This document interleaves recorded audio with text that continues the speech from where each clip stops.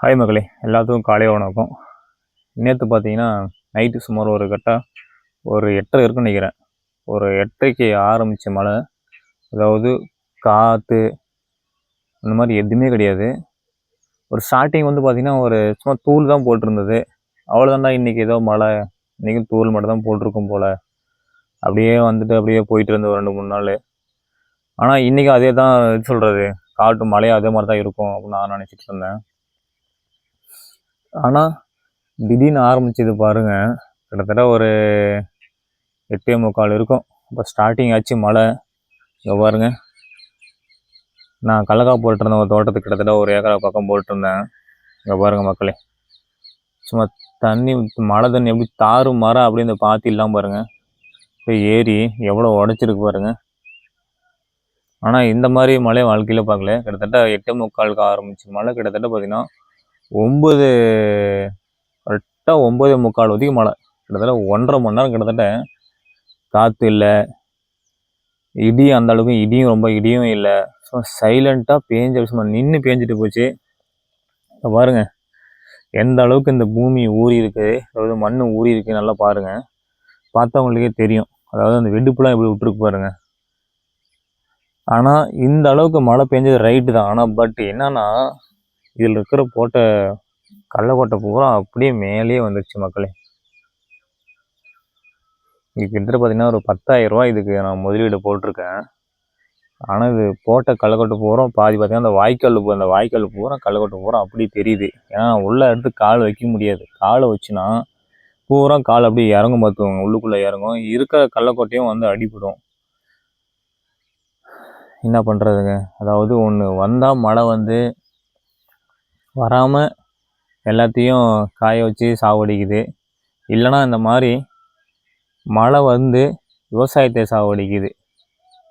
அந்த அளவுக்கு பாருங்க சரியான மழை. ஆனால் மழை அன்றைக்கி வந்து நான் குத்தம் சொல்ல வரல, ஆனால் இப்படி பண்ணிடுச்சு அப்படின்னு தான் நான். சரி விடுங்க, மழை வந்தாலையும் ஒரு நல்லது தான். என்னென்னா நல்லா இதுக்கு முன்னாடி பார்த்திங்கன்னா கிட்டத்தட்ட 2-3 மாதம் சரியான வெயில் அடிச்சிட்டு இருந்தது. பயங்கர வெயில். அதாவது கொஞ்சம் வெயில் கிடையாது, பயங்கரமாக வெயில் இருந்தது. வெளியே கூட போக முடியல. நான் என்ன சொல்கிறேன்னா, இந்த விளாக் எடுக்கணும், ஏதாவது வெளியே போய் சுற்றி வீடியோ எடுத்து போடணும்னா கண்டிப்பாக என்னால் முடியல. அதே மாதிரி நைட் விளாக் போனாலையும் முடியல. ஏன்னா வச்சோம் மழை வர மாதிரி இருந்தது 2-3 ஒரு வாரமாக, கிட்ட ஒரு மாதமாக. அதனால் போக முடியல.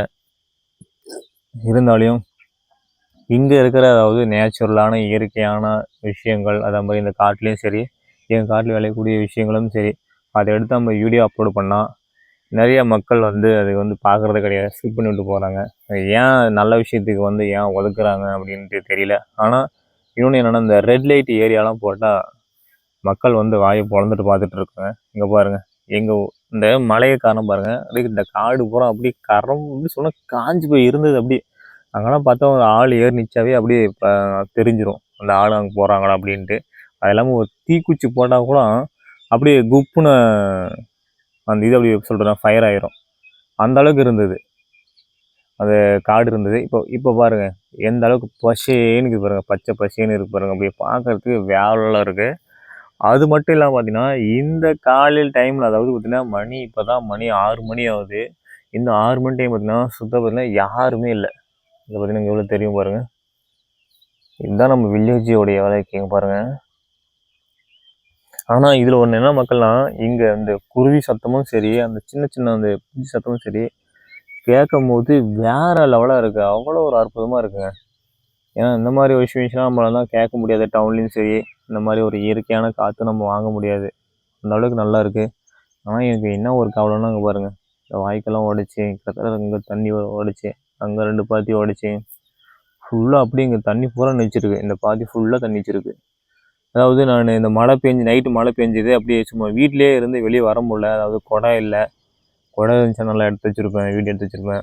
ஆனால் ஒரு 20 நிமிஷம் கிட்டத்தட்ட அந்த மழை பெஞ்ச அந்த எவ்வளோ மழை பெஞ்சு அந்த மழைக்கு நான் வீடியோ எடுத்து வச்சுருக்கேன்.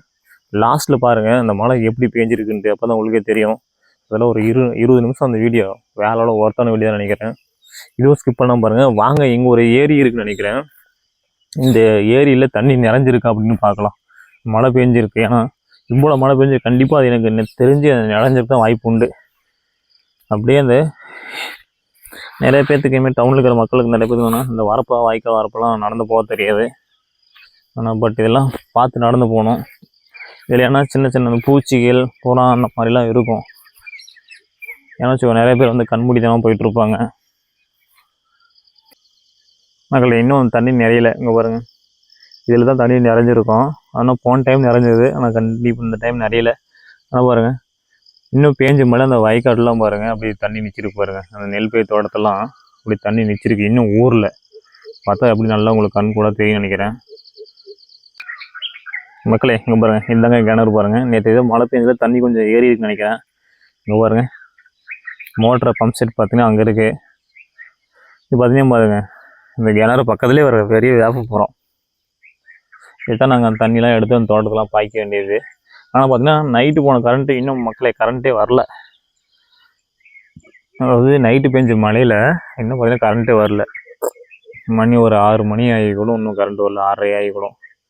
இங்கே பாருங்கள், பார்க்கும்போது அந்த பசுமையும் எவ்வளோ அழகாக இருக்கு பாருங்கள். பார்க்கும்போது அப்படி தீஞ்சு போயிடுச்சு இந்த காடுங்கள்லாம். சுற்றுவட்டாரத்தில் எவ்வளோ பசுமையாக பார்க்கவே முடியாது.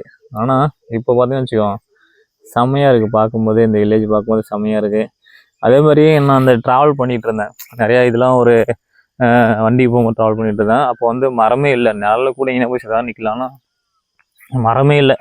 அப்படியே அனலில் காற்று வீசும். அப்படி குப்புன்னு அப்படியே அந்த மூக்கில் ஏறும்போது சுவாசிக்கூட முடியாது, அப்படி இருக்கும். இங்கே பாருங்கள், இந்த பயிர்கள்லாம் எவ்வளோ நாசம் பண்ணிகிட்டு இருக்கு பாருங்கள். சும்மா கிட்டத்தட்ட பார்த்தீங்கன்னா பூரா அப்படியே எல்லாமே அந்த காற்றுல அப்படியே இந்த மலைக்கு அப்படியே எல்லாம் வெயிட் தாங்காமல் எல்லாம் ஃபுல்லாக படுத்துருச்சு பாருங்கள். கிட்டத்தட்ட பார்த்தீங்கன்னா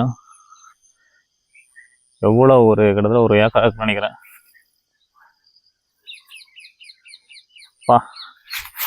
நேரம் ஆக்கள்னு இருப்புங்க.